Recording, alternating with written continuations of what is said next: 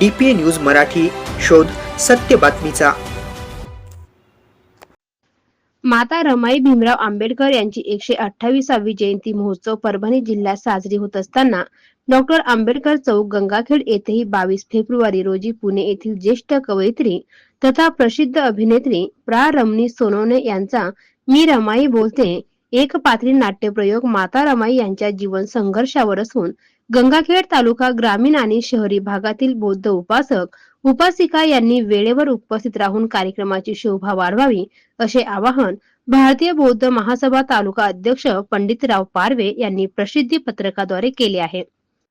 माता रमाई आंबेडकर यांच्या जीवन संघर्षावर आधारित हा नाट्य प्रयोग होत असताना या प्रयोगाच्या उद्घाटनाकरिता प्रमुख उपस्थितीमध्ये स्मृती शेष माता रमाई भीमराव आंबेडकर यांची भाची आदरणीय शुभांगी वाकचौरे यांची प्रमुख उपस्थिती लाभणार आहे।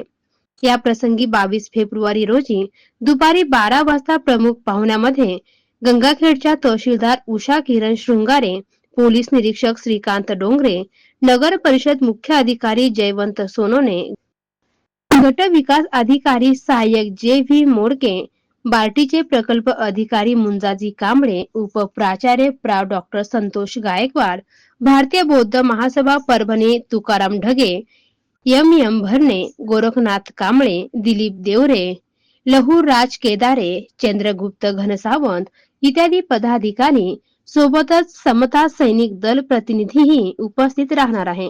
माता रमाई भीमराव आंबेडकर जयंती निमित्त मी रमाई बोलते बैठकीमध्ये बोलताना भारतीय बौद्ध महासभा तालुका सरचिटणीस ज्येष्ठ कार्यकर्ते रमेश जोंधळे यांनीही हजारोंच्या संख्येने उपस्थित राहण्याची मनोगत व्यक्त केले आहे। DPA न्यूज साठी प्रतिनिधी राहुल साबणे, गंगाखेड।